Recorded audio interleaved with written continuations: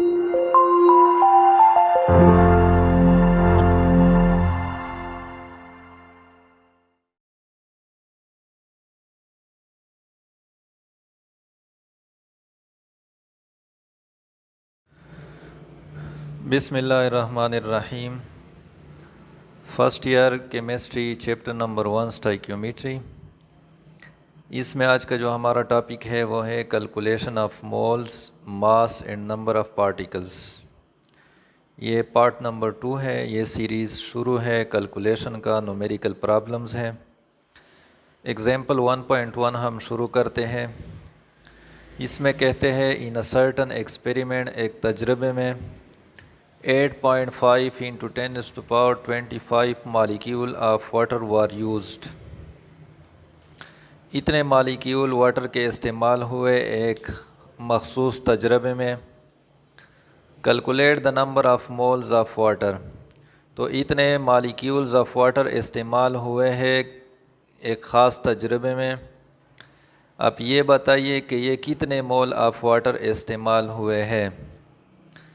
तो सबसे पहले हम गिवन डेटा लिखते हैं। गिवन डेटा का मतलब है कि हमें जो चीज़ दी गई है इस क्वेश्चन में उसको हमने लिखना है। यहाँ पे अगर हम देख ले तो हमें मालिक्यूल्स ऑफ वाटर दी गई है, तो हम लिखते हैं मालिक्यूल्स ऑफ वाटर यूज्ड। कितने इस्तेमाल हुए हैं? 8.5 into 10⁻25 मालिक्यूल्स। इसके बाद हमें दी गई है calculate the number of moles of water. तो इसके ये रिक्वायर्ड है, तो हम हेडिंग देते हैं रिक्वायर्ड। रिक्वायर्ड किया है calculate the number of mole of water. So mole of water हमसे चाहते हैं, मोल्स ऑफ़ वाटर, ये रिक्वायर्ड है। सॉल्यूशन की तरफ हम आते हैं। अब हमने फार्मूला सेलेक्ट करना है कि कौन सा फार्मूला यहाँ पे लगना चाहिए। तो किसी भी क्वेश्चन में अगर आपको क्वेश्चन को गौर से पढ़ ले तो इसमें हमारे पास मालिक्यूल्स और नंबर ऑफ़ मोल्स की बात हुई है। तो किसी भी क्वेश्चन में अगर नंबर ऑफ़ एटम्स, मालिक्यूल्स या आयन दिए गए हैं और उसके साथ नंबर ऑफ़ मोल्स की बात हुई है, तो आपने फार्मूला नंबर 2 को सिलेक्ट करना है, जिसको हमने पहले लेक्चर नंबर 2 में डिस्कस किया था। तो नंबर ऑफ़ मोल्स हमारे पास बराबर होता है number of molecules of water जो इस्तेमाल हुए हैं divided by Avogadro number 6.023 into 10⁻23। तो हमसे रिक्वायर्ड है number of moles. Number of moles हम यहाँ पे लिख देते हैं, वैल्यू पुट करते हैं। Number of molecule of water दी गई है 8.5 into 10⁻25 डिवाइडेड बाय 6.023 into 10⁻23। तो इसको आप सॉल्व कर लें। सबसे पहले 8.5 को डिवाइड कर ले 6.023 पे, तो इससे हमारे पास जो वैल्यू आता है वो है 1.41 into 10⁻2 मोल। अब हम आते हैं रिज़ल्ट की तरफ। लास्ट में जो हमारा हेडिंग होता है वो रिज़ल्ट होता है। तो the number of moles in 8.5 into 10⁻25 molecules. इससे अगर हम नंबर ऑफ़ मोल कैलकुलेट करते हैं तो कितना है? 1.41 10⁻2 मोल। तो ये हमारे पास इसका आंसर आ गया। तो इस तरह हम रिज़ल्ट निकाल लेते हैं। नंबर ऑफ़ मोल हमने निकाल दिया, लेकिन इसके लिए आपको ये जो फार्मूला है ये याद रखना बहुत ज़रूरी होता है। इसके बाद हम आते हैं क्वेश्चन नंबर नेक्स्ट की तरफ। नेक्स्ट हमारे पास क्वेश्चन है प्रैक्टिस प्रॉब्लम 1.2। Practice problem 1.2। ये हमारे पास how many copper atoms are present in 0.5 mole of copper। How many copper atoms are present?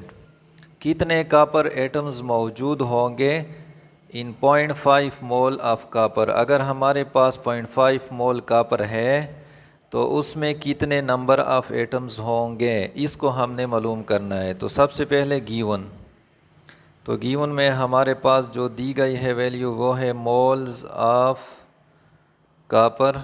कितने हैं? 0.5 मोल है हमारे पास। रिक्वायर्ड किया है, रिक्वायर्ड हमारे पास है atoms, number of atoms of copper. Copper के कितने एटम्स होंगे ये हमने मालूम करना है। सॉल्यूशन की तरफ आते हैं।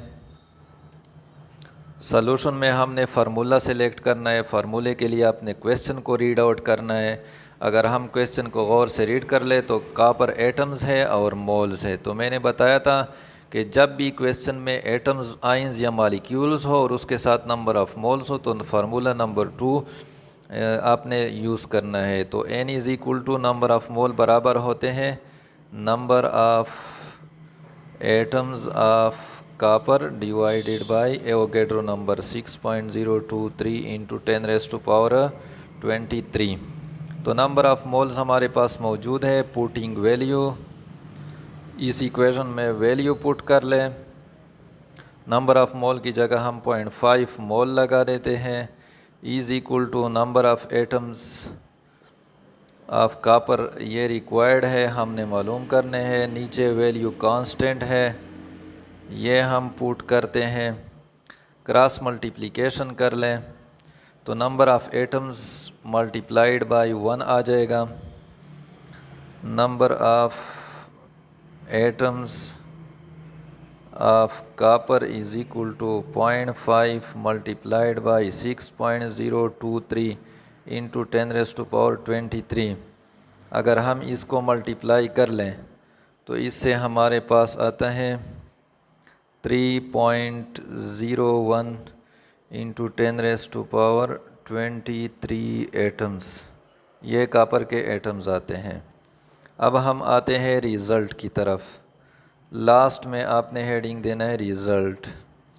So number of atoms, number of atoms of copper in 0.5 mole is equal to 3.01 into 10⁻23 atoms. तो ये हमारे पास एटम आ गए इस क्वेश्चन में।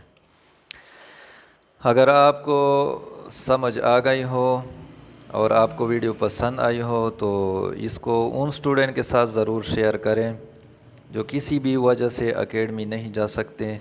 और अगर कोई भी क्वेश्चन हो तो कमेंट बॉक्स में ज़रूर पूछ लिया करें।